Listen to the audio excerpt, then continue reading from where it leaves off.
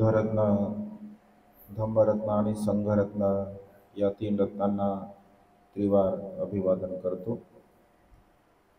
आपणा सर्वांच्या प्रती अनंत अनंत मंगलकामना, मंगलमैत्री भावना व्यक्त करून आजच्या या धम्मदेशनेला प्रारंभ करतो. या वर्षावसाच्या पवित्र अशा कालखंडामध्ये सातत्याने धम्मदेशना श्रवण करून आपण आपल्या जीवनामध्ये असीम आणि महान असं पुण्य संपादन करत आहात. वंदनेचा अर्थ आपल्याला कळावा या दृष्टिकोनातून आपण बुद्धवंदनेचा सार बघत आहोत. इतिपिसो भगवा, भगवा या शब्दाचा अर्थ आपण बघितला. आज आपण बघणार आहोत इतिपिसो भगवा अरहं. अरहं म्हणजे काय किंवा अरहं कोणाला म्हटलं जातं? अरहं ही अवस्था प्राप्त केल्यानंतर कोणकोणत्या प्रकारच्या विकारांना मनुष्य पूर्णतः नष्ट करतो किंवा अरहंत अवस्था प्राप्त करण्यासाठी मनुष्यामधील कोणकोणत्या प्रकारचे विकार नाहीसे झाल्यानंतर मनुष्याला ही अवस्था प्राप्त होत असते. अरहं या अवस्थेमध्ये 4 प्रकारच्या स्टेप आहेत. जसं 4 मार्ग आणि 4 फळ असं म्हटलेलं आहे.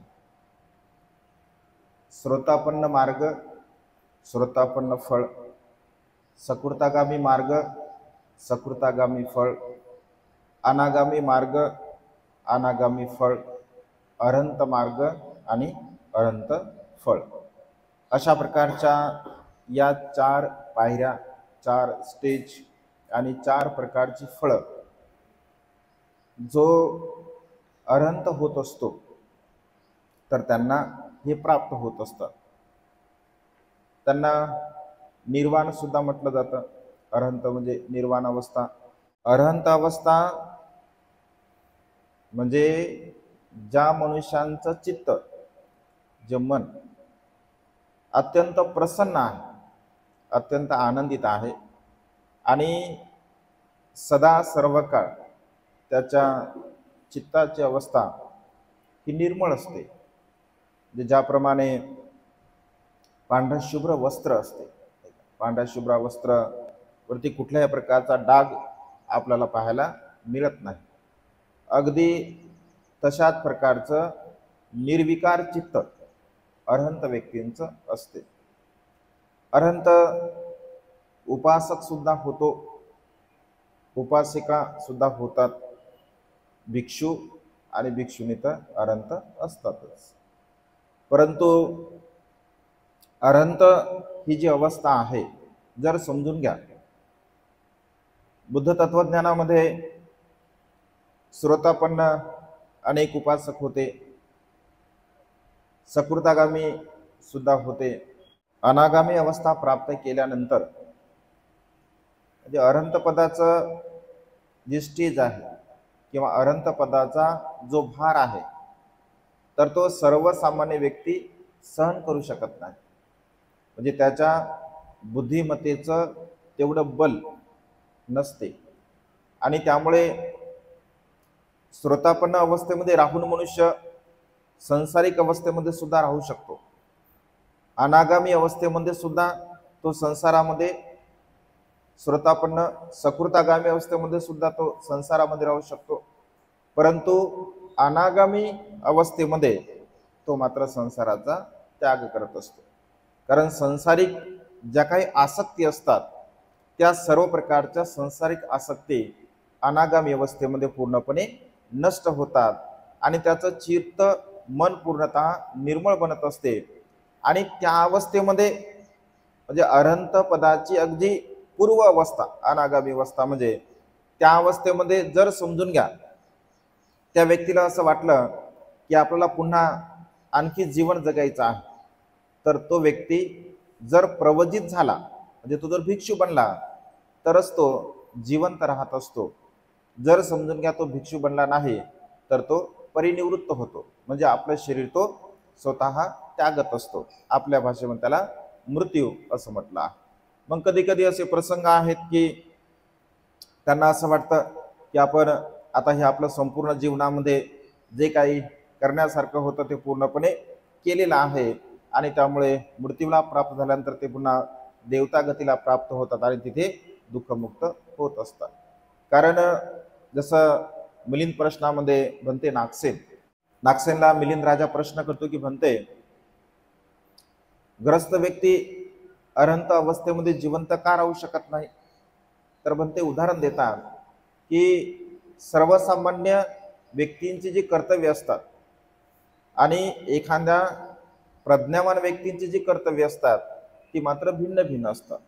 जसं समजून घ्या, एखादा सर्वसामान्य व्यक्ती आहे, जे सर्वसामान्य कुटुंबामध्ये जीवन जगणारा व्यक्ती आहे आणि त्या सर्वसामान्य जीवन जगणाऱ्या व्यक्तीला जर राज्यपद बहाल केलं, म्हणजे एखादा राजा जर त्याला बनवलं तर तो व्यक्ती तो राज्यकारभार योग्य करू शकतो का?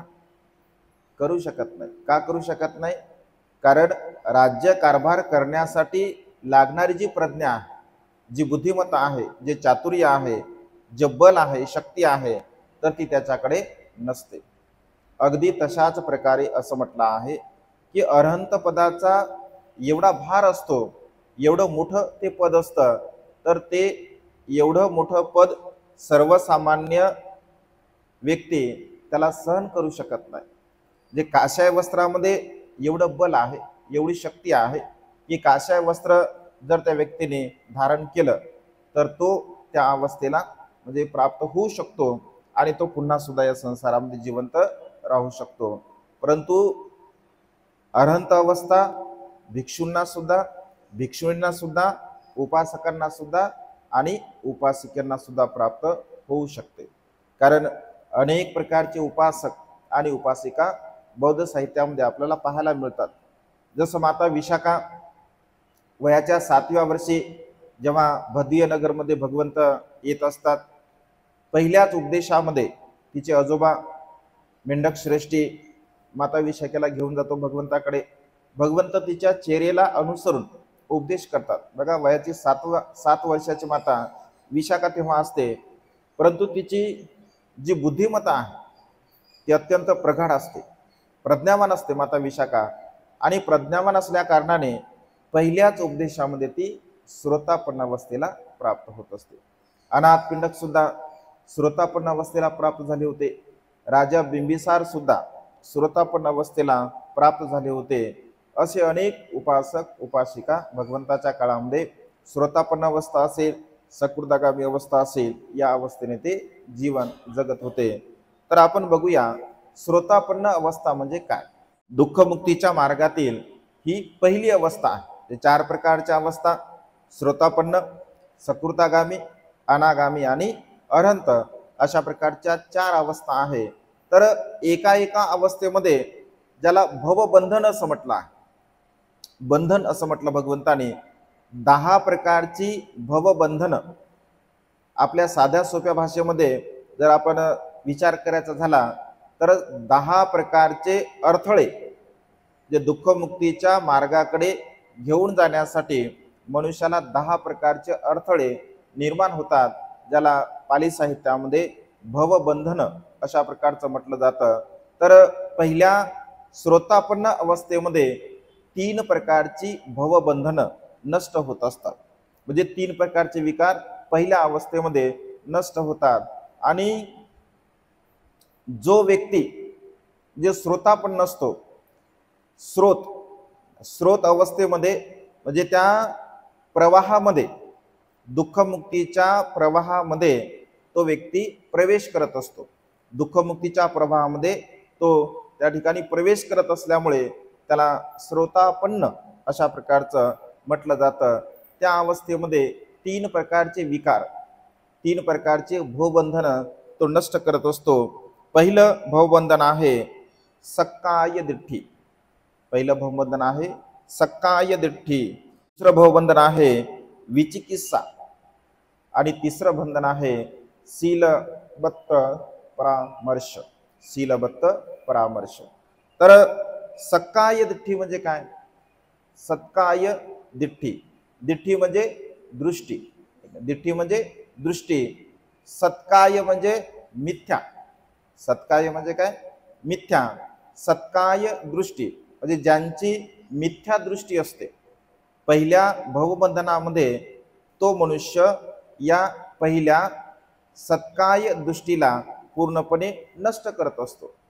मग मिथ्या दृष्टी कशी? मिथ्या दृष्टी कशी? मिथ्या दृष्टी कोणती? कारण भगवंताने सम्यक दृष्टी सांगितली आहे. भगवंत असे म्हणतात, दुःखमुक्तीच्या मार्गाकडे वाटचाल करण्यासाठी तुमच्याकडे सम्यक दृष्टी असणं अत्यंत गरजेचं आहे. जर तुमच्याकडे सम्यक दृष्टी नसेल तर तुम्ही दुःखमुक्त होऊ शकत नाही. आणि त्यामुळे सत्काय दिठ्ठी मनुष्याने पूर्णपणे नष्ट केली पाहिजे. तर सक्काय दिठ्ठी म्हणजे काय? तर चुकीची धारणा. सत्काय दिठ्ठी म्हणजे काय? चुकीची धारणा. मनुष्य या संसारामध्ये चुकीच्या धारणेने कशा प्रकारचं जीवन जगत असतो. मनुष्याला माहिती असतं, मनुष्याला समजते, तरी सुद्धा मनुष्य या धारणेने जीवन जगत असतो. जसं सत्काय दिठ्ठी म्हणजे काय? तर मी, माझं आणि माझ्यासाठी. ही जे तीन बंधन आहे, हे तीन बंधन आहे सत्काय दिठ्ठीमध्ये. हे तीन उपबंधन येतात, मी, माझं आणि माझ्यासाठी. जसं भगवंत असे म्हणतात की मी असणारं चिरंतर असं या संसारामध्ये काही नाही आहे. जसं राजा मिलिंद भंते नागसेनला विचारतात की भंते आपलं नाव काय? मिलिंद प्रश्न जर वाचला असेल, आपलं नाव काय आहे? तर भंते सांगतात की माझ्या माता पित्याने माझं नाव नागसेन असं ठेवलेलं आहे आणि माझे जे काही मित्र असतात, माझे गुरुबंधू असतात, ते सुद्धा मला नागसेन या नावाने संबोधतात. तर राजा मिलिंद फार चतुर असतो, फार बुद्धिवान असतो आणि तो लगेच म्हणतो की बघा माझ्या यवनांनो, माझ्या सैनिकांनो, तुम्ही बघा राजा असं म्हणतोय की राजा म्हणजे मिलिंद म्हणते नागसेन असं म्हणतात की माझं नाव नागसेन आहे. मग काय नागसेन आहे? नागसेन काय आहे? तुमचे डोळे म्हणजे नागसेन आहे का? तुमचे गाल म्हणजे नागसेन आहे का? तुमचे हात म्हणजे नागसेन आहे का? तुमचे पाय म्हणजे नागसेन आहे का? तुमचे केस म्हणजे नागसेन आहे का? नेमकं नागसेन म्हणजे काय? तुम्ही नागसेन हाताला म्हणता का, किंवा पायाला म्हणता का, डोळ्यांना म्हणता का, काय कोणत्या अवयांना तुम्ही नागसेन असं म्हणता? तर भंते असतात, ते म्हणतात की महाराज आता सध्या वातावरण खूप तापलेलं आहे, खूप ऊन आहे आणि तुम्ही तर फार सुकुमार आहात, तुम्ही राजकुमार आहात, तुम्ही राजे आहात. महाराज तुम्ही कसे आलात? एखाद्या वाहनाने आलात का तुम्ही पायी आला आहात? तेव्हा राजा म्हणतो की भंते असं कसं होऊ शकते? मी तर राजा आहे, मी पायी कसा येऊ शकतो? मी मात्र रथामध्ये आलो आहे. मग लगेच नागसेन भंते म्हणतात की बघा भिक्षूंनो आणि यवनांनो म्हणजे सैनिकांनो, बघा भंते राजा मिलिंद काय म्हणतो? मी रथामध्ये आलो आहे. मग महाराज सांगा रथ कोणता आहे? हा दांडा म्हणजे रथ आहे का? हा जू म्हणजे रथ आहे का? ही चाकं म्हणजे रथ आहे का? ही दोरी म्हणजे रथ आहे का? हा सांगाडा म्हणजे रथ आहे का? ही छत म्हणजे रथ आहे का? नेमका रथ म्हणजे काय? काय सांगसाल तुम्ही रथाला? काय करसाल रथाची संज्ञा? तेव्हा मिलिंद राजा म्हणतो की भंते दांडा असेल, दोरी असेल, सांगाडा असेल, चाकं असतील, छत असेल, या सर्व प्रकारच्या वस्तूंना मिळून जे काही निर्माण होते त्याला रथ अशा प्रकारचं म्हटलं जातं. भंते नागसेन म्हणतात की अगदी बरोबर, महाराजांनी रथाचा अर्थ अगदी संयुक्तिक सांगितला आहे. अगदी तशाच प्रकारे महाराज जे माझं कान आहे, डोळे आहे, नाक आहे, पाय आहे, हात आहे, हे जे संपूर्ण शरीर आहे, या संपूर्ण शरीराने मिळून, संपूर्ण या अवयांनी मिळून जे शरीर बनलेलं आहे, या शरीराला ओळखण्यासाठी फक्त नागसेन अशा प्रकारची संज्ञा दिलेली आहे. वास्तवतः चिरंतर इथे नागसेन कोणी नाही आहे ना. नागसेनची म्हणजे रूप आहे, वेदना आहे, संज्ञा आहे, संस्कार आहे, विज्ञान आहे. इथे असं काहीही नाही आहे, कारण मी नाहीच आहे. म्हणजे नागसेन इथे कोणीही नाही आहे. परंतु व्यवहारामध्ये ओळखण्यासाठी मनुष्यांना नाव दिलं जातं. वास्तविक पता चिरंतर असं काही आहे का, तर चिरंतर असं काहीही नाही आहे. म्हणजे हे जे संपूर्ण शरीर आहे, बनतेंना सांगायचं असतं, हे जे संपूर्ण शरीर आहे हे नश्वर आहे, एक क्षणभंगूर आहे. परंतु मनुष्य स्वभावता काय म्हणतो की मी हे माझं शरीर आहे, मी अशा प्रकारचा आहे. म्हणजे मी माझं आणि माझ्यासाठी जी मनुष्यांचा दृष्टिकोन असतो तो सत्य आहे का मिथ्या आहे. मी माझं आणि माझ्यासाठी असा जो आपला दृष्टिकोन असतो, मनुष्याचा दृष्टिकोन असतो, तो सत्य आहे का असत्य आहे. असत्य आहे, सत्य नाहीच आहे ना ते, कारण त्याला सत्काय दिठ्ठी असं म्हटलेलं आहे. ते असत्य आहे, पण तरी सुद्धा मनुष्य त्याला सत्य समजत असतो. ऐक ना, मी आहे, माझा आहे. जर समजून घ्या, शरीर जर आपलं असतं, शरीर जर आपलं असतं आणि शरीरावरती जर आपला अधिकार असता, शरीर आपलं असतं, शरीरावरला अधिकार असता, आपलं अधिपत्य असतं, तर आपण म्हटलं असतं की माझं शरीर जशाच्या तसं राहिलं पाहिजे. माझे डोक्याचे केस जे पांढरे होत आहे ना, बिलकुल मी होऊ देणार नाही. का होऊ देणार नाही, कारण ते शरीर माझं आहे. माझे कान मी बहिरे बिलकुल होऊ देणार नाही. का, कारण ते शरीर माझं आहे. माझे डोळे मी आंधळे होऊ देणार नाही, किंवा माझ्या शरीरावरती कुठल्याही प्रकारच्या सुरकुत्या मी पडू देणार नाही. माझं शरीर जसं आहे तशाच्या त्याच अवस्थेमध्ये मी ठेवेल, कारण ते मला खूप प्रिय आहे. माझं शरीर मला प्रिय आहे, माझ्या शरीरावर माझं प्रेम आहे, जीव आहे, आणि त्यामुळे मी माझ्या शरीराची कुठल्याही प्रकारची हानी होऊ देणार नाही, कारण ते माझं आहे, त्याचा माझ्यावरती जीव आहे, प्रेम आहे.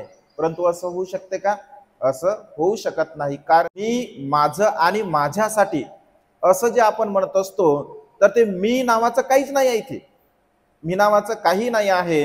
परंतु सत्काय दिठ्ठी आपल्या चित्तामध्ये असल्यामुळे, म्हणजे मनुष्याच्या शरीराच्या प्रती असणारी जी लालसा आहे, असणारी जी तृष्णा आहे, असणारी जी आसक्ती आहे, त्या आसक्तीमध्ये पडून मनुष्य त्या दुःखाला प्राप्त होतो. कारण तो मी हा जो भाव आहे, मी जो भाव आहे, हा मी भाव त्याच्या चित्तामध्ये सदा सर्व काळ असतो, आणि त्यामुळे तो दुःखी होतो. दुःखी कसा होतो, कारण त्याचं त्यावरती प्रेम आहे. जसं एखादा मनुष्य आपल्या शरीरावरती प्रेम करतो, तो दुःखी कसा होतो बघा. म्हणजे भगवंताचा धम्म अत्यंत सूक्ष्म आहे. जेवढं अधिक आपण खोलपर्यंत त्यामध्ये जाण्याचा प्रयत्न करत असेल, तेवढ्या खोलपर्यंत त्या सद्धमाचं आपण अनुसरण करू शकतो. दुःख कसं होते, शरीराच्या प्रती जी आपली आसक्ती असते, जो लोभ असतो, त्याच्यामुळे दुःख कसं होते बघा.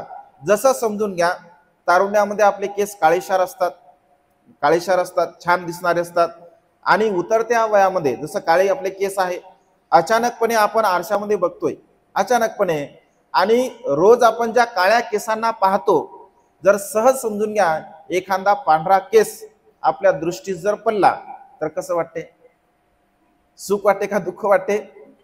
एका क्षणामध्ये आपल्या मनामध्ये विचार येतो, अरे आता काही खरं नाही, आता मी म्हातारपणाकडे माझी वाटचाल झालेली आहे. आणि मग तो बेचैन असतो, तो बेचैन असतो बघा, तो दुःखी असतो, आणि पांढरा झालेला केस पुन्हा काळा कसा होईल यासाठी मग तो प्रयत्न करतो. जर केसाच्या बाबतीमध्ये रोहन स्थवीर भिक्षाटनासाठी जात असतात नागसेन भंतेच्या घरी.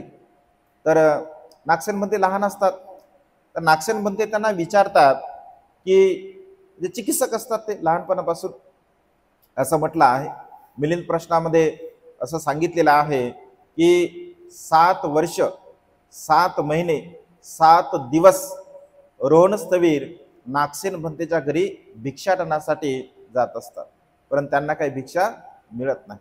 शेवटी एक दिवस मात्र असं म्हटलं जातं की ते त्यांच्या घरचे लोक म्हणतात की भंते तुम्ही समोर जा. बस एवढंच वाक्य ते बोलतात आणि निघून जातात. निघून गेल्यानंतर तिकून नागसेनचे पिता येत असतात. तर ते म्हणतात की भंते काही मिळालं का आमच्या घरी? तर ते म्हणतात की हो, आज तुमच्या घरी मिळालं. त्या ब्राह्मणाला सुद्धा आनंद होतो. तो आपल्या पत्नीला विचारतो, ते भंते आपल्या घरी येत होते, त्यांना काही दिलं का? ते म्हणते नाही, मी काहीच नाही दिलं. मग ते विचारते, अरे भंते खोटं बोलले? भंते तर खोटं बोलत नाहीत, माझ्या घरी त्यांना काहीही मिळालं नाही, तरी सुद्धा ते असं म्हणतात की मिळालं. बघ मी दुसऱ्या दिवशी आले का मग त्यांना फटकारतो, त्यांना बोलतो. भंते नित्यनेमाने जातात त्यांच्याकडे, कारण त्यांना नागसेनला प्रवर्जित करायचं असते. दुसऱ्या दिवशी गेल्यानंतर ब्राह्मण त्या ठिकाणी दारावरच उभा राहतो. भंते पुन्हा येतात आणि तो म्हणतो की मी तुम्हाला काल विचारलं की माझ्या घरी काही मिळालं का? तर तुम्ही म्हणाले की हो, परंतु काहीच तरी मिळालं नाही. तर तेव्हा रोहणस्थवीर सांगतात की 7 वर्ष 7 महिने 7 दिवस मी तुमच्या घरी भिक्षाटनासाठी आलो, परंतु काल मात्र तुमच्या घरून कुणीतरी मला असं म्हणालं की भंते तुम्ही समोर जा. तर मी या अर्थाने म्हटलं की मला काहीतरी मिळालं. म्हणजे 7 वर्ष 7 महिने 7 दिवसापर्यंत मला कोणी भंते समोर जा सुद्धा असंही म्हटलं नाही, परंतु काल तसं कोणीतरी म्हटलं आणि म्हणून मी म्हटलं की मला मिळालं. यामध्ये काय खोटं बोलणं आहे? खोटं यामध्ये काही नाही आहे. तर तो सोनुत्तर ब्राह्मण असा विचार करतो की अरे हे श्रमण किती चांगले असतात, यांना अन्न जरी दिलं नाही, केवळ प्रेमाचे 2 शब्द आपण बोललो तरी सुद्धा मात्र आपल्या प्रती कृतज्ञ भाव व्यक्त करतात आणि भर चौकामध्ये आपली स्तुती करतात. ते म्हणतात की भंते या, भोजन आपल्याकडे घ्या. आणि तेव्हापासून नित्य नियमाने त्यांना ती भिक्षा दिली जाते. भंते नागसेन चिकित्सक असतात, म्हणजे नागसेन चिकित्सक असतात. तर तो नागसेन विचारतो की तुमचे वस्त्र असे का? तुमचे वस्त्र का? बाकीचे तर लोकांचे वस्त्र वेगवेगळे आहे, तुमचे असे वस्त्र का? तर भंते सांगतात की ग्रस्तांच्या वस्त्रामध्ये काही तृष्णा लपलेल्या असतात, या वस्त्रामध्ये तृष्णा नाही आहे. मग ग्रस्तांच्या वस्त्रामध्ये कोणत्या तृष्णा आहे? जसं त्याला वेगवेगळ्या प्रकारच्या डिझायनिंगचं बनवलं जातं. ग्रस्तांचे वस्त्र वेगवेगळ्या प्रकारचं डिझायनिंग असते, वेगवेगळ्या प्रकारचे आकर्षित करणारे स्वतःला कलर असतात, त्याच्यामध्ये वेगवेगळ्या प्रकारचं म्हणजे अनेक प्रकारचे ज्या तृष्णा त्याच्यामध्ये की हा कपडा नाही पाहिजे, तो कपडा नाही पाहिजे, हा पाहिजे, तो पाहिजे, अशा प्रकारचं. पण भिक्षूंच्या वस्त्रामध्ये तसं काही नाही आहे. भगवंताने जे काही भगवंताला ज्ञान प्राप्त झाल्यानंतर भगवंताच्या ज्ञानाच्या वलयाचे जे काही कलर होते त्या वलयाला अनुसरून वेगवेगळ्या प्रकारचे कलर म्हणजे वापरले जातात, भिक्षू वापरतात. पण याच्यामध्ये असं काही हे नाही आहे किंवा हाच कलर वापरला पाहिजे किंवा तोच कलर वापरला पाहिजे. ज्यांना जो कलर दिला गेला किंवा ज्यांना जे वाटतं तशा प्रकारचं ते वापरतात उपासकाने दिल्याप्रमाणे. म्हणजे विशेष त्याच्यामध्ये काय अशी फारशी आसक्ती नसते. पुन्हा तो प्रश्न विचारतो नागसेन की मग इतर लोकांच्या डोक्याला केस आहेत, तुम्हीच्या डोक्याला केस काऊन नाही? तुम्ही केस काऊन काढले डोक्याचे? ऐकलं, डोक्याचे केस काढले. अनेक लोकांना असं वाटतं की डोक्याचे केस काऊन काढतात म्हणते. तर त्या ठिकाणी सांगतात की केसांमुळे 16 प्रकारचे दोष असतात. केसांमुळे 16 प्रकारचे दोष असतात. जर मिलिंद प्रश्नामध्ये सांगितलं साधे साधे दोष, जसं केसांना विचारावं लागते, आम्हाला विचारायची गरज नाही. कधी कधी लोक आपला कंगवा दान देतात, त्याचा काहीच उपयोग नसते, कारण लोकांना माहित नसते की नेमकं काय दान दिलं पाहिजे भंतेजींना, आहे की नाही. विचारायचं काम नाही, तेल लावलं काय नाही लावलं काय काही फरक पडत नाही. कटिंग करायचं काम नाही, म्हणजे वेळोवेळी कटिंग केली जाते, त्याचं काम नाही. जर केसामध्ये काही किडे वगैरे पडतात, उवा वगैरे पडतात, त्याचा काही विषयच नाही आहे ना. कोंडा दाखवण्याचा काही विषय नाही आहे ना. म्हणजे वेगवेगळ्या प्रकारे तेल लावायची गरज नाही, हिरडा लावायची गरज नाही, शॅम्पू लावायची गरज नाही, काहीही गरज नाही. म्हणजे लावलं काय नाही लावलं काय काही फरक पडत नाही. 1-1.5 रुपयाचे ब्लेड घेतले का कार्यक्रम झाला, म्हणजे काहीच विषय नाही आहे. म्हणजे केसांमुळे, परंतु केस चांगले ठेवण्यासाठी त्याला धुवावं लागतं, वेळोवेळी धुवावं लागते, वेळोवेळी तेल लावावं लागते, त्याला वेळोवेळी सुकवावं लागते. म्हणजे वेगवेगळ्या प्रकारचं, जसं तुम्हाला सगळ्या गोष्टी त्याबद्दल माहिती आहे. आणि दुसरी गोष्ट, जसं केसाच्या बाबतीमध्ये आपण सांगत होतो, केस पांढरा झाला की जर दुःख होते. आम्हाला काळे असले काय आणि पांढरे असले काय फरकच पडत नाही, कारण 15 दिवसाला किंवा 8 दिवसाला ते काढावं लागतात, वाढू सुद्धा देता येत नाहीत. म्हणजे अशा प्रकारे त्याच्यामुळे दुःखाचा काही लवलेस तिथे उत्पन्न होत नाही. ऐक ना, काळी असले तरी काढावे लागतात आणि पांढरे असले तरी काढावे लागतात. उलटे पांढरे झाले तर सोपे होतात निघण्यासाठी, म्हणजे सोपे जातात काढण्यासाठी, त्याच्यामुळे काही विषय नाही आहे. आणि त्यामुळे दुःख कसं होतं बघा, म्हणजे शरीराच्या प्रती दुःख मनुष्याला कसं होते, तर पांढरा केस पाहिला की मनुष्याला दुःख होते. इथे दुःखाचा लवलेस सुद्धा नाही आहे. आणि त्यामुळे जे संपूर्ण शरीराचं जर वर्णन केलं असेल आपण, संपूर्ण शरीराच्या प्रती आपल्याला आसक्ती असते, लोभ असतो, माझं शरीर अशी ही भावना असते आणि त्यामुळे मनुष्य दुःखी होत असतो. परंतु चिरंतर, कारण ही मिथ्या दृष्टी आहे, इथं सम्यक दृष्टी नाही आहे. जर आपण असं जाणलं की हाडा मासाने बनलेलं शरीर एक ना एक दिवस नष्ट होणार आहे, म्हणजे ते नष्ट होणार आहे म्हणजे काय असं नाही की त्याला स्वच्छ करू नये, ते आंघोळ करू नये, त्याला चांगलं ठेवू नये, असं बिलकुल नाही आहे. ते तसं स्वच्छता असलीच पाहिजे, ते केलंच पाहिजे. परंतु त्याच्या प्रती जी आसक्ती आहे, जो लोभ आहे, तर तो लोभ आपण कधीही ठेवू नये, कारण ती मिथ्या दृष्टी आपल्या चित्तामध्ये असते. असं म्हटलं आहे, माझं, मी, माझं, माझं माझं असं आपण म्हणत असतो की माझं हे आहे, माझं ते आहे, माझं असं आहे. भगवंत असे म्हणतात की जेव्हा आपण या संसारामध्ये येतो, जन्मास येत असतो, तर माझं असं म्हणून एखादी वस्तू आपण सोबत आणतो का? बिलकुल नाही आहे. जर माझं म्हणून एखादी वस्तू आपण सोबत आणत नाही, मृत्यूला जेव्हा आपण प्राप्त होतो, तर माझं म्हणणारी वस्तू आपण सोबत घेऊन जातो का? बिलकुल नाही. सगळं काही आपल्याला इथेच ठेवावं लागतं. म्हणजे मी, माझं आणि माझ्यासाठी, हे माझ्यासाठी आहे, ते माझ्यासाठी आहे, असं माझ्यासाठी आहे, जे आपण म्हणत असतो. भगवंत असे म्हणतात की चिरंतर सत्य दृष्टीने, सम्यक दृष्टीने जर या गोष्टीला जाणलं, तर माझं, मी, माझं आणि माझ्यासाठी याच्यामध्ये काही सत्यता नाही आहे. आणि त्यामुळे मनुष्य दुःखी होतो. याला सत्काय दिठ्ठी असं भगवंतांनी म्हटलं आहे. आणि दुःखमुक्तीच्या मार्गामध्ये हे अत्यंत महत्वपूर्ण आहे, कारण धम्म श्रवण करण्यासाठी सुद्धा ही सत्काय दृष्टी नष्ट होणं अत्यंत गरजेचं आहे. मी, माझा आणि माझ्यासाठी ही भावना जोपर्यंत आपण नष्ट करत नाही, नाहीशी करत नाही, तोपर्यंत आपल्या जीवनामध्ये आपण कधीही दुःखमुक्तीच्या मार्गाकडे वाटचाल करत नाही. बघा, राजा बिंबिसाराची पत्नी खेमा दिसण्यासाठी अत्यंत सुंदर असते, अत्यंत रूपवान असते. आपल्या प्युरिटी ऑफ माइंड या चॅनलवरती मी सविस्तर तिच्याबद्दल चरित्र लिहिलेलं आहे. ती एवढी सुंदर असते की तिला असं वाटते, भगवंत नेहमीच सांगतात शरीर अनित्य आहे, नष्ट होणार आहे, क्षणभंगूर आहे, परिवर्तनशील आहे. आणि ती सुंदर असल्यामुळे तिला असं वाटतं की भगवंत असेच बोलतात, जाऊ दे, त्यापेक्षा भगवंताकडे जाणंच नको आणि हे ऐकून घेणं सुद्धा नको. त्यामुळे ती भगवंताचं दर्शन सुद्धा घेत नाही, भगवंताकडे सुद्धा जात नाही. परंतु बिंबिसाराला असं वाटतं की तिने सुद्धा दर्शन घेतलं पाहिजे, आणि त्यामुळे रूपगर्विता क्षमा असते, ती रूपगर्विता क्षमा असं म्हटलं आहे. आणि ती भगवंताकडे जाते, तिचं मन परिवर्तन होते. सिद्धार्थ बोधिसत्वाची बहीण रूपनंदा, नंदाची बहीण रूपनंदा, नावच तिचं रूपनंदा असतं, रूपवान असते म्हणून आनंदाने तिचं नाव रूपनंदा असं ठेवलं जातं. ती सुद्धा सुंदर असते, भिक्षुनी बनते, रूपनंदा भिक्षुनी बनते. भिक्षुनी बनून सुद्धा भगवंताचं दर्शन कधी घेत नाही, भगवंताकडे कधीच जात नाही. कारण प्रजापती गौतमीच्या मार्गदर्शनाखाली ते जीवन जगत असते, भगवंताचं मात्र तिने कधी दर्शन घेतलं नाही. का? कारण भगवंत सांगतात की शरीर अनित्य आहे, नश्वर आहे, क्षणभंगूर होणार आहे. शेवटी एकदा ती जाते तर भिक्षुणीच्या पाठीमागे लपते. परंतु भगवंत भगवंत असतात, भगवंत म्हणतात की तू भिक्षुणीच्या पाठीमागे लप का कुठेही लप, तुला आज धम्म ज्ञान म्हणजे धम्म बोध मी तुला करून देणार आहे. आणि अनित्यवाद भगवंत शिकवतात, ती सुद्धा दुःखमुक्त होते. म्हणजे मनुष्याचे शरीर सुद्धा, ऐक ना, मनुष्याच्या शरीराच्या प्रती असणारा अहंभाव, असणारा मीपणा, अहंपणा, गर्व, हा सुद्धा मनुष्याला धम्म श्रवण करू देत नाही. आणि त्यामुळे भगवंत असे म्हणतात की शरीराच्या प्रती असणारी जी सकाय दिठ्ठी असते, मी, माझं आणि माझ्यासाठीची ही जी भावना असते, या भावनेच्या द्वारा मनुष्य जर जास्त गुरफटलेला असेल यामध्ये, तर तो सकाय दिठ्ठीमध्ये पडतो आणि त्यामुळे तो धम्म श्रवण करत नाही. आणि त्यामुळे दुःखमुक्तीच्या मार्गामधलं पहिलं हे भवबंधन आहे, सकाय दिठ्ठी. तर आपल्या शरीराच्या प्रती हा अनित्य भाव आपण जाणला पाहिजे.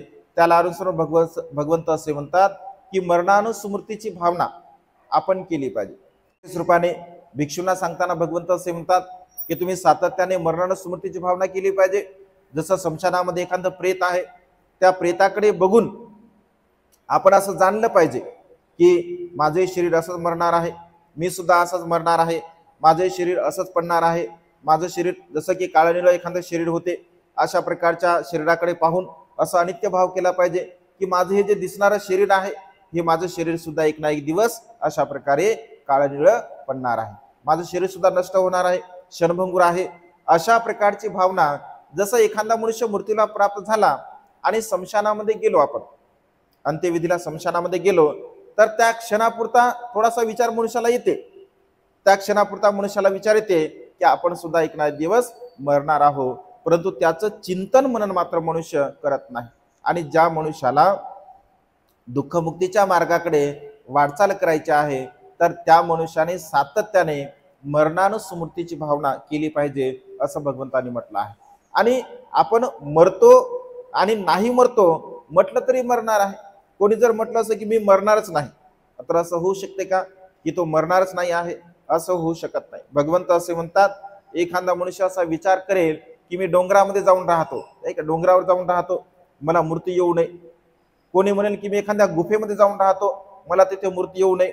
कोणी म्हणेल मी आकाशामध्ये घर करून राहतो, मला मृत्यू येऊ नये. कोणी म्हणेल मी समुद्रामध्ये घर करून राहतो, मला मृत्यू येऊ नये. असं होऊ शकते का? असं होऊ शकत नाही. मृत्यू कुठेही जरी आपण गेलो तरी तो आपल्या सोबत असतो. आणि खऱ्या अर्थाने भगवंत असे म्हणतात, तुमच्या जवळचा जर कोणता मित्र असेल तर तो म्हणजे मृत्यू आहे.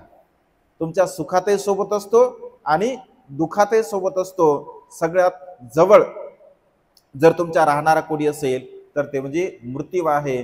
आणि या सर्वश्रेष्ठ सत्याला जर आपण जाणत असेल आणि जाणून मी, माझा आणि माझ्यासाठी असणारी ही जी आसक्ती आहे, त्या आसक्तीला जर आपण नष्ट करत असेल तर सक्काय दिठ्ठी नावाच्या बंधनाला आपण पूर्णपणे नष्ट करू शकतो, नाहीस करू शकतो.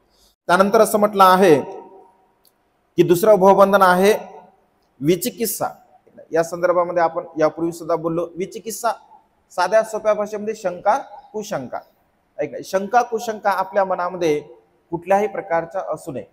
मग कशाच्या प्रती शंका कुशंका? तर बुद्धरत्न, धम्मरत्न आणि संघरत्न, म्हणजे बुद्धांच्या प्रती, बुद्धाच्या बोधित्वाच्या प्रती आपल्या मनामध्ये कधीही शंका कुशंका असू नये. धम्माच्या प्रती सुद्धा कधीही शंका कुशंका आपल्या चित्तामध्ये असू नये.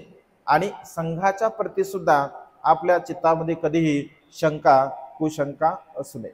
आणि त्यामुळे या तीनही रत्नांच्या प्रती जर आपल्या चित्तामध्ये शंका कुशंका नसतील, म्हणजे एखादा भाव विचिकित्सा करणे, म्हणजे मनुष्याच्या चित्तामध्ये एखाद्या तत्वज्ञानाच्या प्रती चिकित्सा असणे, तो भाग वेगळा. चिकित्सा करावी, चिकित्सा असली पाहिजे, कारण चिकित्सा केल्यामुळे मनुष्याच्या ज्ञानामध्ये भर पडते. आपल्या ज्या काही शंका कुशंका असतात त्या पूर्णपणे नष्ट होत असतात. आपण ती केलीच पाहिजे. परंतु कुशंका जर असेल, विचिकित्सा जर असेल, चुकीची धारणा, विचिकित्सा म्हणजे काय? साध्या सोप्या भाषेमध्ये चुकीची धारणा जर आपल्या मनामध्ये असेल तर आपण त्या ठिकाणी कुठल्याही प्रकारे सद्धमाला जाणू शकत नाही, सद्धमाचं अनुसरण करू शकत नाही. तीन रत्नाच्या प्रती समान रूपाने आपल्या चित्तामध्ये ती अवस्था असली पाहिजे. बुद्धाप्रती सुद्धा श्रद्धा असली पाहिजे, धम्माप्रती सुद्धा श्रद्धा असली पाहिजे आणि संघाप्रती सुद्धा श्रद्धा असली पाहिजे. जसं व्यावहारिक दृष्टिकोनातून, जसं एखादं उदाहरण जर आपण बघितलं, व्यावहारिक उदाहरण बघू आपण. जसं समजून घ्या, भगवंताला आपण डॉक्टर म्हणतो. भगवंताला जगातले सर्वश्रेष्ठ म्हणजे भेषज गुरु असं म्हणतात. भेषज गुरु म्हणजे वैद्यकीय डॉक्टर.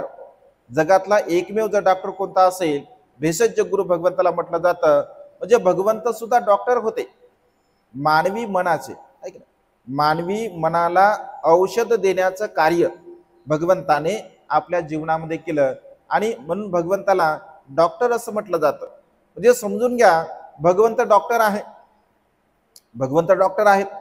आणि जसं भगवंताने सांगितलेला जो धम्म आहे, भगवंताने सांगितलेला जो धम्म आहे, तर ती एक प्रकारे दवा आहे, औषध आहे ना. भगवंताचं धम्म म्हणजे काय? एक प्रकारे औषध आहे. जसं व्यावहारिक दृष्टिकोन जर आपण विचार केला, एखादा एक डॉक्टर आहे, आपला साधा एखादा डॉक्टर आहे, त्या डॉक्टरकडे जर आपण गेलो, तर डॉक्टर आपल्याला काय देतो? औषधी देतो आपल्याला, ऐक नाही, डॉक्टर आपल्याला औषधी देतो. डॉक्टरनी दिलेली जी औषधी आहे, डॉक्टरने दिलेली औषधी, समजून घ्या तुम्ही 8 दिवस 10 दिवस हॉस्पिटलमध्ये आहात, डॉक्टरनी दिलेल्या औषधी कोण देतो? बा ही औषधी घेतली पाहिजे, ही दुपारी घ्या, ही संध्याकाळी घ्या, ही सकाळी घ्या, कोण म्हणते? डॉक्टर तर फक्त चेक करून जाते. सांगते कोण? नर्स सांगते. नर्स सांगते का? म्हणजे नर्स तुम्हाला सांगत राहते ही सकाळी गोळी घेतली पाहिजे, ही तुम्ही दुपारी घेतली पाहिजे, ही तुम्ही संध्याकाळी घेतली पाहिजे. पुन्हा गोळी घेण्याची वेळ आली का पुन्हा येते, तुम्ही गोळी घेतली का, ही नाही घेतली का, ही घ्या गोळी, ती घ्या गोळी. म्हणजे डॉक्टरचं तर काम महत्वपूर्ण आहे. डॉक्टर काय करतात? डॉक्टर चेकअप करतात, आजार कोणता आहे ते सांगतात आणि त्या आजारावरती आपल्याला गोळी देतात, औषध देतात. औषध दिल्यानंतर डॉक्टर सांगत नाही की तुम्ही कोणती गोळी घ्या, घेतली का नाही घेतली का नाही विचारतो, परंतु ते सातत्याने जर काम कोणी जर करत असेल तर ते नर्स करत असते. जसं भौतिक उदाहरण आहे, अगदी तशाच प्रकारे भगवंत हे डॉक्टर आहे. भगवंत हे डॉक्टर आहेत आणि भगवंताचा धम्म हा एक औषध आहे. रोगावरती, दुःखमुक्तीच्या रोगावरती जर औषध कोणतं असेल तर ते म्हणजे भगवंताचं तत्वज्ञान आहे, भगवंताचा धम्म आहे. आणि तो धम्म सांगणारा नर्सचं काम कोण करते? भिक्खू संघ करतो. नर्सचं काम कोण करते? तर भिक्खू संघ करतो. भिक्खू संघ तुम्हाला तुमच्यापर्यंत भगवंताची जी औषधी आहे ती औषधी सांगतोय की भगवान डॉक्टर आहेत, डॉक्टरनी दुःखमुक्तीच्या मार्गाकडे जाण्यासाठी अशा अशा प्रकारची औषधी सांगितलेली आहे. जर तुम्हाला त्या तुमच्या उत्पन्न होणाऱ्या रोगातून जर तुम्हाला मुक्त व्हायचं असेल तर अशा अशा प्रकारची तुम्ही औषधी घ्या. एखादा पेशंट असा म्हणेल की मी डॉक्टरला मानतो, डॉक्टरावरती माझा विश्वास आहे, माझा डॉक्टरनी सांगितलेल्या दवेवरती सुद्धा विश्वास आहे, पण नर्स सांगते तर मी बिलकुल गोळी घेणार नाही, नर्स सांगते घेणारच नाही मी गोळी, असं जर म्हटलं तर आजार बरा होईल का? आजार बरा होणारच नाही. कारण नर्स तुम्हाला सांगत आहे की ही गोळी घ्या.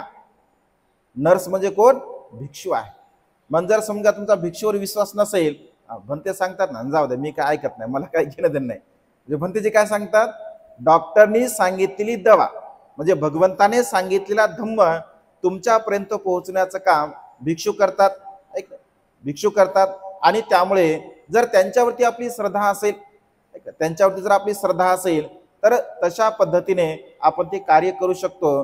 काही काही लोक बाबासाहेबांचा संदर्भ घेतात बघा, की बाबासाहेब असं म्हणाले की मी संघाला शरण जाणार नाही. म्हणजे फार लोकांच्या मनामध्ये हा विचार होतो की बा संघाला मी शरण जाणार नाही. जर समजा बाबासाहेबाला संघाला शरण जायचं नसतं तर दीक्षेला भिक्षू कशाला बोलवले असते बाबासाहेबांनी? एक साधी आणि सरळ गोष्ट आहे. जर समजून घ्या बाबासाहेब असं म्हणाले असते, बाबासाहेब विद्वान होते, ज्ञानी होते, पंडित होते, संपूर्ण त्रिपिटक बाबासाहेबांनी वाचून काढलं होतं. त्या काळामध्ये असणारे जेवढे काही ग्रंथ प्रकाशित असतील ते सर्वच्या सर्व ग्रंथ बाबासाहेबांनी वाचून काढले होते. मग बाबासाहेब असं म्हटले असते मीच तर ज्ञानी आहे, मी तर विद्वान आहे आणि सर्व समाज मला तर मानतो. मग भिक्षूंची काय गरज होती? भिक्षूंची काय गरज होती का? नाही. परंतु बाबासाहेब जर तुम्ही सारनाथला गेले, तुम्ही जर समजा कुशीनाराला गेले, जर कुशीनाराला जर तुम्ही गेलात तर कुशीनाराला जिथे बाबासाहेबांनी भिक्षू चंद्रमणी महास्तवीरांना गुडघ्यावरती बसून धम्म दीक्षेचं निमंत्रण दिलं होतं, तिथे चंद्रमणी महास्तवीरांचा एक पुतळा आहे आणि बाबासाहेबांचा जगातला एकमेव असा पुतळा आहे की बाबासाहेब तिथे गुडघ्यावरती बसून आहे. का सर, आहे का नाही? म्हणजे बुद्धगयाला जे लोक गेले, सारनाथला जे लोक गेले तर तिथे बघा गुडघ्यावर बसून आहे. म्हणजे बाबासाहेब खूप नम्र होते. विद्वान व्यक्तींमध्ये खूप नम्रता असते आणि बाबासाहेब त्यांना सन्मानपूर्वक त्या ठिकाणी म्हणजे निमंत्रण देतात. काही लोक बाबासाहेबांचं मी पाहिलेले बोधिसत्व, एक सुमेध नावाच्या भंतेंचं पुस्तक आहे, जर तुम्हाला कधी भेटलं तर तुम्ही ते नक्की वाचा. म्हणजे बाबासाहेबांच्या प्रेरणेने अगोदर ते प्रवचित झाले होते, सामनेर होते, पण बाबासाहेबांची आणि त्यांची भेट झाली आणि ते म्हणाले की मला आता चिवर काढायचं. बाबासाहेब असं म्हणाले की फार मोठ्या स्वरूपामध्ये आपण बौद्ध धर्म स्वीकारणार आहोत, तर तुमच्यासारख्या तरुण भिक्खूंची गरज आहे. एका शब्दावरती सुमेध हे कायमस्वरूपी भिक्षू राहिले. आणि मग त्यांनी बाबासाहेबांचे अनुभव त्या पुस्तकामध्ये शेअर केलेले आहेत. मी पाहिलेले बोधिसत्व अशा प्रकारचं पुस्तक जर तुम्हाला भेटलं तर नक्की तुम्ही ते वाचा. आणि त्यामध्ये बाबासाहेब असं म्हणतात की बाबासाहेबांनी म्हणजे सुमेध भंते सांगतात की बाबासाहेबांना असं सजेशन दिलं गेलं होतं. दलाई लामा भारतामध्ये होते. मग काही लोक असे म्हणाले की दलाई लामा सुद्धा इथेच आहेत, त्यांना सुद्धा तुम्ही दीक्षेसाठी बोलवा. तर ते सांगतात की बाबासाहेब असं म्हणाले, मला थेरवादी परंपरेचे भिक्षू पाहिजे आहे. परंपरागत जे बुद्धाच्या मूळ सिद्धांताला जाणणारे आहेत किंवा मूळ सिद्धांताला अनुसरून जीवन जगणारे आहेत, तर ते भिक्षू मला पाहिजे. दलाई लामा हे महायान परंपरेमध्ये येतात. आणि त्यामुळे बघा, दलाई लामाला त्या काळामध्ये बाबासाहेबांनी निमंत्रण दिले नाही. त्यांच्याबद्दल सन्मान त्यांना होता नव्हता असं नाही आहे, त्यांच्याप्रती त्यांना सन्मान होताच होता. परंतु बाबासाहेबांना शुद्ध स्वरूपामध्ये जो मूळ भगवंताचा धम्म आहे तो शुद्ध स्वरूपामध्ये द्यायचा होता. आणि त्यामुळे म्यानमारचे भदंत चंद्रमणी महास्तवीर यांना बाबासाहेबांनी बोलवलं. लखनौला प्रज्ञानंद नावाचे त्या काळामध्ये तरुण भिक्षू होते, त्यांना बाबासाहेबांनी बोलवलं. 30 महास्तवीर त्या काळामध्ये एक भिक्षू होते, त्या 30 महास्तवीरांना त्यांनी बोलवलं. सुमेध नावाचे हे सामनेर होते, ते सुद्धा होते. असे 5-6 भिक्षू बघा फोटोमध्ये आपल्याला पाहायला मिळतात. बाबासाहेबांनी दीक्षा घेत असताना स्वतः अगोदर पंचशील ग्रहण केलेला आहे. स्वतः पंचशील ग्रहण केलं, बाबासाहेबांनी सुद्धा पंचशील ग्रहण केलं आणि लाखो लोकांनी बाबासाहेबांच्या समवेत पंचशील ग्रहण केलं. पंचशील ग्रहण झाली, दीक्षा समारंभ झाला. त्यानंतर बाबासाहेबांनी संपूर्ण जनसमूहाला 22 प्रतिज्ञा दिलेल्या आहेत. अनेक लोक असं म्हणतात की बाबासाहेबांनी लोकांना पंचशील दिलं. ऍक्च्युली तसं नाही आहे. बाबासाहेबांनी जेव्हा पंचशील म्हणजे बाबासाहेबांना जेव्हा पंचशील दिल्या गेलं तर तेव्हा संपूर्ण त्या जनसमूहाने बाबासाहेबांच्या सोबत पंचशील म्हटलेलं आहे. बाबासाहेबांनी 22 प्रतिज्ञा दिल्या. मग 22 प्रतिज्ञा बाबासाहेबांनी का दिल्या? कारण जी परिस्थिती आहे म्हणजे त्या काळामध्ये जी परिस्थिती होती त्या परिस्थितीला अनुसरून लोक कोणत्या अवस्थेने गुरफटलेले आहे, कोणत्या विचाराने गुरफटलेले आहे, याला अनुसरून बाबासाहेब बघा सुरुवातीच्या 10-11 प्रतिज्ञा नकारात्मक आहे. ज्या देवदेवता आहे, ईश्वराद आहे, कर्मकांड आहे, त्या सर्व प्रकारच्या 11 प्रतिज्ञा आहे. आणि त्याच्यानंतरच्या 11 प्रतिज्ञेमध्ये पंचशील सुद्धा बाबासाहेबांनी अंतर्भूत केलं. त्यानंतर आर्य अष्टांगिक मार्गाचं सुद्धा अंतर्भूत केलं. ऐक ना, आर्य अष्टांगिक मार्गाचं मी अनुसरण करतो असं म्हटलं आहे. भगवंत सांगितलेल्या मैत्री प्रज्ञा करुणेचं मी अनुसरण करतो असं म्हटलं आहे. मी दान पारामितेचं अनुसरण करतो असं म्हटलं आहे. म्हणजे इतपर भगवंताने सांगितलेल्या सद्धमाचं मी अनुसरण करतो. म्हणजे सुरुवातीच्या 11 प्रतिज्ञा ह्या नकारात्मक आहे आणि नंतरच्या 11 प्रतिज्ञा बुद्ध तत्वज्ञानाला फॉलो करण्यासाठी की तुम्हाला हे करायचं आहे, तुम्हाला पंचशीलाचं पालन करायचं आहे, तुम्हाला दान पारामितेचं पालन करायचं आहे, तुम्हाला आर्य अष्टांगिक मार्गाचं पालन करायचं आहे, तुम्हाला दुःखमुक्तीच्या मार्गामध्ये भगवंताने जे जे काही सांगितलं ते सर्वच्या सर्व तुम्हाला आचरणामध्ये आणायचं आहे. आणि म्हणून बाबासाहेबांनी बघा 22 प्रतिज्ञा दिलेल्या आहे. हे लक्षामध्ये आपण घेतलं पाहिजे. विद्वान व्यक्ती, ज्ञानी व्यक्ती, पंडित व्यक्ती कधीही अशा प्रकारचा भाव उत्पन्न करत नाहीत. बाबासाहेबांना त्या काळामध्ये भिक्षूंच्या प्रती थोड्या नैराश्याची भावना होती. तर नैराश्याची भावना का होते? कारण बाबासाहेब देश विदेशामध्ये जात होते आणि देश विदेशामध्ये जे भिक्षू आहे, जर तुम्ही श्रीलंकेमध्ये गेलात, थायलंडमध्ये गेलात, ब्रह्मदेशामध्ये गेलात तर तिथे भिक्षूंना काही घेणं देणं नाही. याचे प्रवचन विरोचन करण्याचा काही संबंध नाही. तिथं श्रीलंकेमध्ये कोणतेही प्रवचनाचे कार्यक्रम होत नाहीत. विहारामध्ये राहणे, ध्यान मनन चिंतन करणे, कार्यक्रम करणे, कारण तिथे भिक्षू विद्वान आहेत आणि उपासकही विद्वान आहेत. त्याच्यामुळे असे सार्वजनिक जसे कार्यक्रम आपल्याकडे होतात, धम्मपरिषदेचे कार्यक्रम होतात, धम्म सन्मानाचे कार्यक्रम होतात, श्रीलंकेमध्ये तसं करण्याची काही गरज नाही. कारण परंपरागत ते लोक आहेत. आणि त्यामुळे तेथील भिक्षूंना बाबासाहेबांनी पाहिलं. भिक्षू त्यांना असं खाऊन पिऊन म्हणजे आरामामध्ये राहणारे दिसले. अन्य देशामध्ये सुद्धा दिसले. भारतामध्ये तेव्हा कोणते भिक्षू होते? बाबासाहेबांनी जे असं वक्तव्य केलं की भिक्षू लोक खाऊन पिऊन भारतामध्ये म्हणजे राहतात किंवा आळसामध्ये प्रमादामध्ये जीवन जगतात, तेव्हा कोण भिक्षू होते? आनंद कौशल्याने होते, राहुल सांकुताने होते, धर्मकीर्ती होते, जगदीश काश्यप होते, हे भिक्षू विद्वान होते, ज्ञानी होते, पंडित होते. कारण बाबासाहेबांच्या परिनिर्वाणानंतर आनंद कौशल्यान भंतेंनी पूर्ण धम्मदीक्षेचे कार्यक्रम केलेले आहे. म्हणजे त्या काळामध्ये मोजके 4-5 भिक्षू होते आणि ते अत्यंत विद्वान होते, पंडित होते, ज्ञानी होते. त्यांच्यामुळे आज धम्म जो काही आपल्याला पाहायला मिळतो, जसं आनंद कौशल्यान आहे, अनेक पुस्तकं त्यांनी प्रकाशित केले. राहुल सांकृत्यान आहे, त्याने अनेक पुस्तकं प्रकाशित केले. धम्मरक्षित आहे, त्यांनी सुद्धा अनेक पुस्तक प्रकाशित केले. मेधंकी सावंकर आहे, सावंगी मेधंकर, त्यांचे सुद्धा पुस्तक आहेत. म्हणजे त्या काळामध्ये अत्यंत ज्ञानी आणि विद्वान असे भिक्षू होते. आणि देश विदेशातील भिक्षूंकडे पाहून बाबासाहेबांना असं वाटतं, बाबासाहेबांचं असं म्हणणं होतं की त्याही भिक्षूंनी भारतामध्ये आलं पाहिजे आणि भारतामध्ये धम्माचा प्रचार आणि प्रसार केला पाहिजे. म्हणजे या दृष्टीने बाबासाहेबांनी ते वक्तव्य म्हटलं. परंतु स्वतःला सिद्ध करण्यासाठी म्हणजे बाबासाहेबांचं नाव घेऊन अनेक लोक असं म्हणतात की भिक्षू बाबासाहेब असं म्हणाले की संघाला शरण गेले नाही पाहिजे.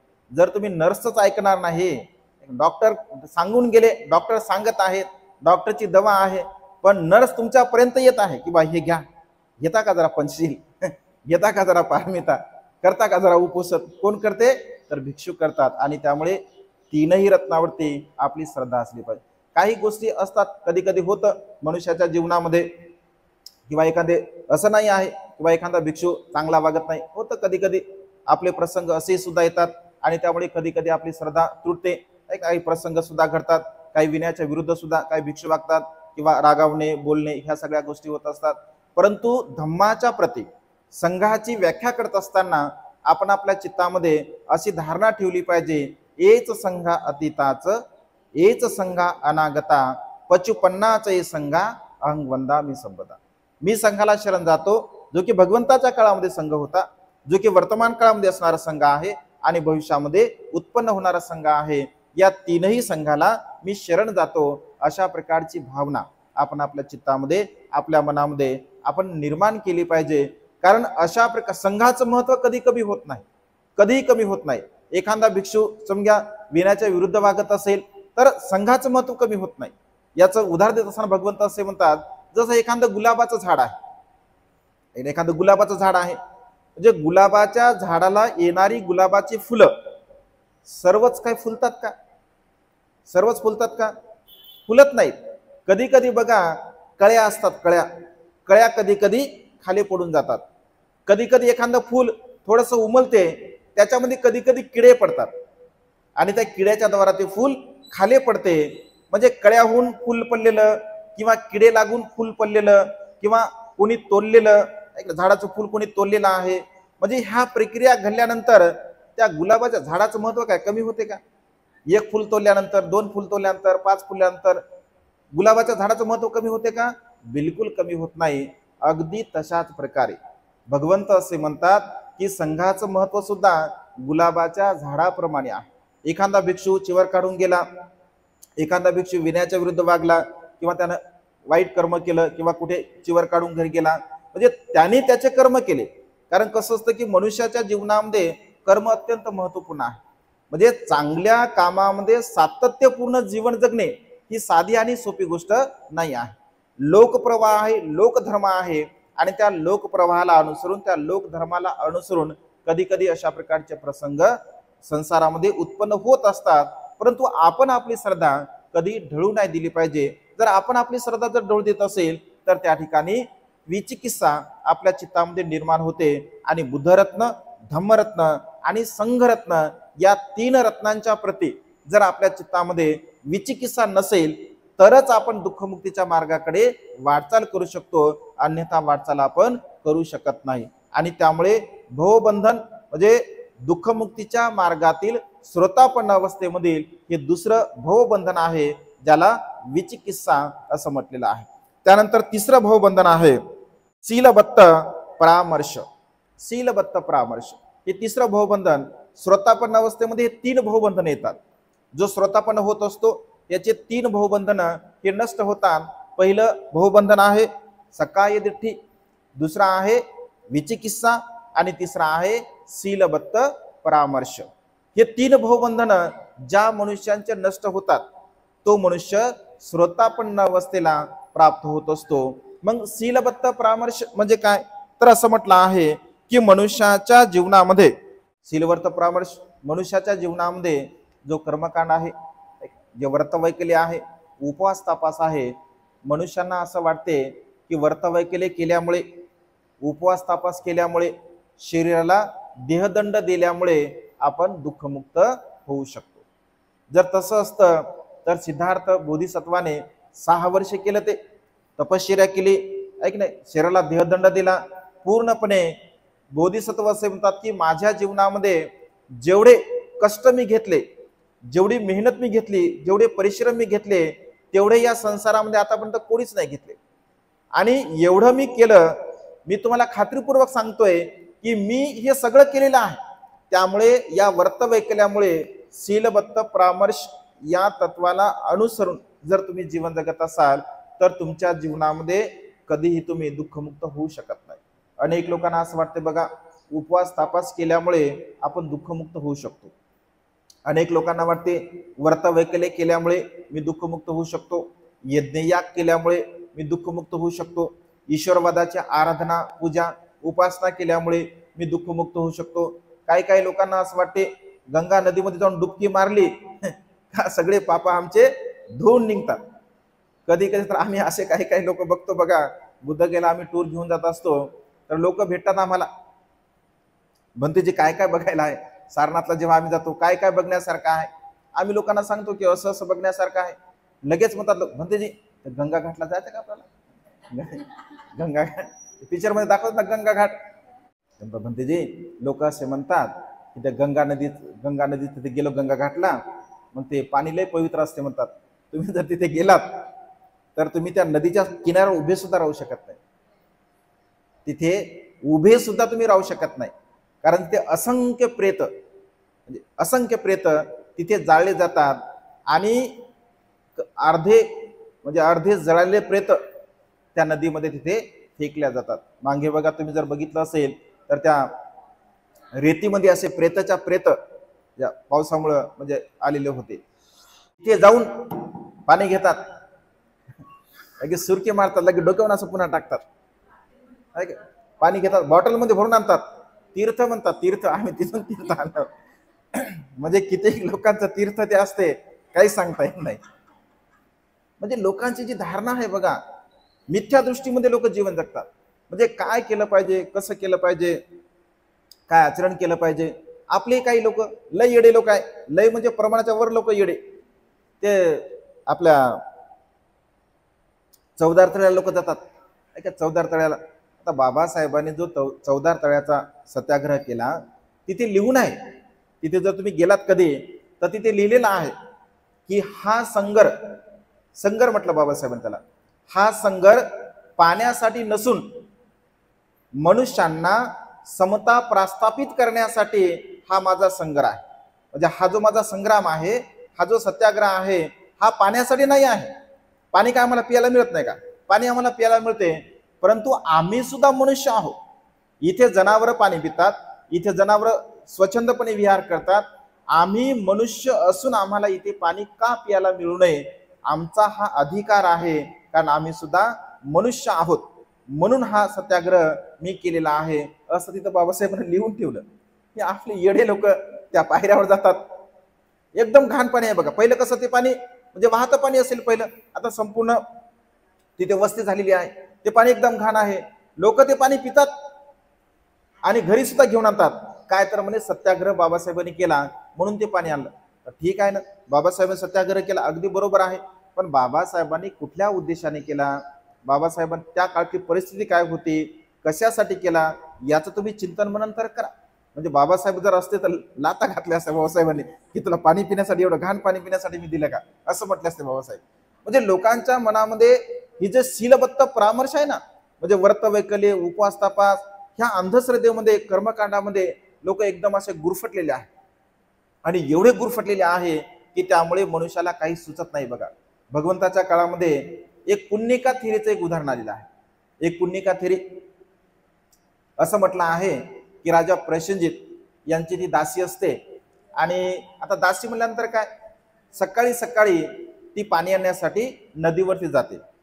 थंडीचे दिवस असतात, कडाक्याची थंडी, पूर्वीच्या काळामध्ये बघा भयानक थंडी पडत असे, आता काही एवढी पडत नाही, पण पूर्वीच्या काळामध्ये भयानक थंडी असायची. अशा थंडीच्या पूर्वी, सूर्योदयाच्या पूर्वी ती पुण्यिका घागरीने पाणी भरत असते. तर त्याच प्रसंगी एक ब्राह्मण सुद्धा सकाळच्या प्रहरी त्या नदीमध्ये स्नान करण्यासाठी येत असे. आणि तो आंघोळ करताना थंडी वाजत असे, तर थंडीमध्ये तो म्हणजे त्याला खूप थंडी लागत असे, तर तो थंडीमध्ये ती प्रक्रिया करत असे, बोलत असे, थंडीचा त्याला भीती वाटत असे.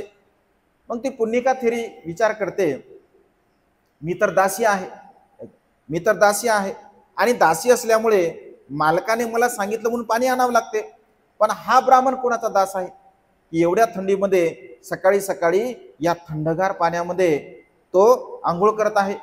ही मानसिकता खूप डेंजर आहे बघा, भयानक आहे मानसिकता. बाबासाहेब असं म्हणतात, रामानुज नावाचा गणित शास्त्रज्ञ जर ब्राह्मण नसताना तर तो मेला नसता. तुम्हाला रामानुजचं नाव माहित आहे? गणित शास्त्रामध्ये जगामधला एक नंबरचा रामानुज भारतातला शास्त्रज्ञ होता असं म्हटलं आहे. अत्यंत विद्वान होता, अत्यंत ज्ञानी होता. जे प्रमेय देश विदेशातील लोक भारतामध्ये शिकवण्यासाठी येत होते ते असं म्हणतात की हे विद्यार्थी दशेमध्ये मी सोडून टाकलेले आहे, विद्यार्थी दशेतून सोडून टाकले मी, मला काय त्याची गरज नाही आहे. म्हणजे अशा प्रकारे एवढा विद्वान होता, तो ज्ञानी होता. पण जेव्हा विदेशामध्ये गेला, हात लावला का आंघोळ करायची सवय यांना. मग सकाळी आंघोळ करायचा, हा सकाळी आंघोळ करायचा, हा दुपारी आंघोळ करायचा, हा संध्याकाळी आंघोळ करायचा. थंडगार पाणी, तिकडलं वातावरण, त्या थंडगार पाण्यामुळे त्याला निमोनिया झाला आणि तो मृत्यूला प्राप्त झाला. बाबासाहेब असं म्हणतात, ब्राह्मण्यवादाने रामानुजचा बळी घेतलेला आहे. रामानुज मृत्यूला प्राप्त झाला नसता. म्हणजे ही जी मानसिकता आहे, शीलबद्ध परामर्शची मानसिकता आहे, या मानसिकतेने लोक गुरफटून गेलेले आहे. आणि ती पुण्यिका थेरी विचार करते, या ब्राह्मणाला कोणाची भीती आहे, याला कोण सांगत असेल की एवढ्या सकाळी सकाळी आंघोळ करायला या पाण्यामध्ये, थंडगार पाण्यामध्ये तिला राहावत नाही. कारण राजा परिस्थिती दासी जरी असेल तरी भगवंताचे वचन तिच्या कानावरती पडत असतात. कारण रोज म्हणते आनंद राजमहालामध्ये देशना देण्यासाठी जात असत आणि त्यामुळे दासी सुद्धा श्रवण करत असत. तर तिला थोडं भगवंताचं ज्ञान असते, उपदेश ऐकलेलं असतात तिनं, तर ती तिला राहवत नाही. ती विचारते की हे ब्राह्मणा, मी तर दासी आहे, मी तर गुलाम आहे, मी दासी असल्यामुळे, मी गुलाम असल्यामुळे एवढ्या कडाक्याच्या थंडीमध्ये मी पाणी भरत आहे, पण तू कुणाचा दास आहे, तू कुणाचा गुलाम आहे की एवढ्या कडक थंडीमध्ये तू आंघोळ करत आहे. तेव्हा ब्राह्मण म्हणतो की हे पुण्यिके, तू वेडी आहे का, तुला समजत नाही का, मी आंघोळ कशासाठी करतो, मला कोणाची भीती नाही आहे, मी कोणाचा दास सुद्धा नाही आहे, पण मी आंघोळ यासाठी करतो की जे दिवसभर माझ्याकडून पाप होतात. म्हणजे बघा सांगतो काय, जे दिवसभर माझ्याकडून पाप होतात ते संध्याकाळी मी आंघोळ करतो आणि सगळे पाप धुवून काढतो. जे रात्रभर माझ्याकडून पाप होतं, म्हणजे पाप करतो, हा कबुली करते किंवा मी पाप करतो आहे की नाही, म्हणजे कबुली आहे किंवा माझ्याकडून पाप होते. दिवसभर जे मी पाप करतो ते संध्याकाळी आंघोळ करून धुवून काढतो, रात्रभर जे मी पाप करतो ते सकाळी आंघोळ करून धुवून काढतो. अशा प्रकारे सकाळ संध्याकाळ आंघोळ करून मी माझं पाप कर्म धुवून काढतो. पुण्यिका स्मित हास्य करते, हसते आणि म्हणते, हे ब्राह्मण महाशय, जर समजून घ्या, तुम्ही दिवसभर केलेलं पाप आणि रात्री केलेलं पाप जर आंघोळीने जर धुवून निघत असेल तर मग तुमचं पुण्यही पाण्यासोबत वाहून जात असेल, आहे की नाही. तुमचं पुण्यही, जर पाप जर समजा वाहून जात आहे तर पुण्य कसं शिल्लक राहणार आहे, कारण पाप आणि पुण्य तर सोबतच असेल ना. तर मग तुमचं पुण्यही पाण्यासोबत वाहून जात असेल, मग तुमचं जीवनाचा काय अर्थ आहे. जर तुमच्या म्हणण्यानुसार तुमचं पाप वाहून जाते तर तुमचं पुण्यही वाहून जाते. आणि समजून घ्या, असं जर होत आहे, पाण्याने आंघोळ केल्यामुळे, ऐक ना, पाण्याने आंघोळ केल्यामुळे, स्नान केल्यामुळे जर तुमची शुद्धी होते, तर हे ब्राह्मणा, या पाण्यामध्ये राहणारे जलचर प्राणी किती पुण्यवान असतील. यामध्ये मासे पाण्यामध्ये राहतात, खेकडे पाण्यामध्ये राहतात, अनेक प्रकारचे प्राणी पाण्यामध्ये राहतात. ते किती पुण्यवान असतील खरोखरच, जर, कारण ते तर पाण्यातच राहतात, त्यांना सकाळी आंघोळ करायची, संध्याकाळी आंघोळ करायची गरज नाही, ऑलरेडी ते पाण्यामध्येच राहतात. याचा अर्थ ते आपल्यापेक्षा पुण्यवान असले पाहिजे, तुमच्यापेक्षा सुद्धा पुण्यवान असले पाहिजे, कारण ते पाण्यामध्ये राहतात. या उपदेशामुळे बघा, ब्राह्मण ब्राह्मण असतो, हुशार होता, बुद्धिमान होता. हे पुण्यके तुझं म्हणणं अगदी खरोखर आहे. आणि हे तुला कोणी सांगलं? मी तुला शरण जातो असं म्हणतो तो, मी तुला मानतो. ती म्हणते मला काय तुम्ही शरण जाऊ नका. हे भगवंताने सांगितलं, तुम्ही भगवंताकडे जा. आणि तो भगवंताकडे जातो. भगवंत त्याला शीलबद्ध परामर्श कसा असतो, कर्मकांडामुळे, ईश्वरवादामुळे, स्नानादी कर्म केल्यामुळे मनुष्याच्या जीवनामध्ये कुठल्याही प्रकारचं सुख प्राप्त होत नाही. भगवंत त्याला उपदेश देतात, तो भगवंताचा उपदेश धारण करतो आणि तो सुद्धा बघा दुःखमुक्त होत असतो. म्हणजे मनुष्याच्या जीवनामध्ये हे 3 भवबंधन आहे. दुःखमुक्तीच्या मार्गामध्ये निर्वाणगामी अवस्थेकडे जर तुम्हाला जायचं असेल, अरहंत अवस्था जर तुम्हाला प्राप्त करायची असेल, तर पहिल्या अवस्थेमध्ये हे 10 प्रकारच्या भवबंधनापैकी हे 3 भवबंधन आहे. पहिलं बंधन आहे सत्काय दिठ्ठी. सत्काय दिठ्ठी, मी, माझं आणि माझ्यासाठी ही चुकीची धारणा. दुसरं भवबंधन आहे विचिकित्सा. बुद्ध धम्म संघाच्या प्रती शंका कुशंका असेल तर आपण सद्धम्म धारण करू शकत नाही. आणि तिसरा आहे शीलबद्ध परामर्श. कर्मकांड, ईश्वरवाद, आत्मा, परमात्मा या सर्व प्रकारच्या खुल्या रूढीच्या संदर्भामध्ये संकल्पनेला अनुसरून जर आपण जीवन जगत असेल तर आपलं सुखी आपण कधीही होऊ शकत नाही, आपलं दुःख कधी नष्ट होऊ शकत नाही. आणि त्यामुळे दुःखमुक्तीच्या अवस्थेमध्ये ही पहिली पायरी आहे. जो मनुष्य श्रोतापन्न होतो, जो मनुष्य श्रोतापन्न होत असतो, तर तो मनुष्य या 3 भवबंधनाला पूर्णपणे नष्ट करतो. 3 रत्नांच्या प्रती त्याची दृढ अशी श्रद्धा असते. 3 रत्नाच्या व्यतिरिक्त त्यांची कुठेही श्रद्धा होत नाही. कुठेही श्रद्धास्थान त्यांचं नसतं. केवळ बुद्धरत्न, धम्मरत्न आणि संघरत्न ही भाव त्यांच्यामध्ये असते. मी, माझा आणि माझ्यासाठी या शरीराच्या प्रती कुठल्याही प्रकारची आसक्ती त्यांच्या चित्तामध्ये नसते. आणि शीलवर्त परामर्श, कारण ते कर्मकांडाला मानत नाहीत, ईश्वरवादाला मानत नाहीत, आत्मा, परमात्मा, स्नानादी कर्म याला मानत नाहीत. त्यामुळे त्यांचं जीवन हे सुखाच्या मार्गाकडे जात असते. आणि त्यामुळे दुःखमुक्तीच्या मार्गामधील हे भवबंधन 10 प्रकारच्या भवबंधनापैकी हे 3 भवबंधन श्रोतापन्न अवस्थेमध्ये अपूर्ण होत असतात. उद्याच्या भागामध्ये सकृतागामी अवस्थेमध्ये किती भवबंधन नष्ट होत असतात ते आपण बघूया. आजच्या मंगलमय प्रसंगी आजची धम्मदेशना इथे संपन्न करतो. सर्वांचं मंगल हो, सर्वांचं कल्याण हो, सर्वांना दीर्घायुष्य लाभ.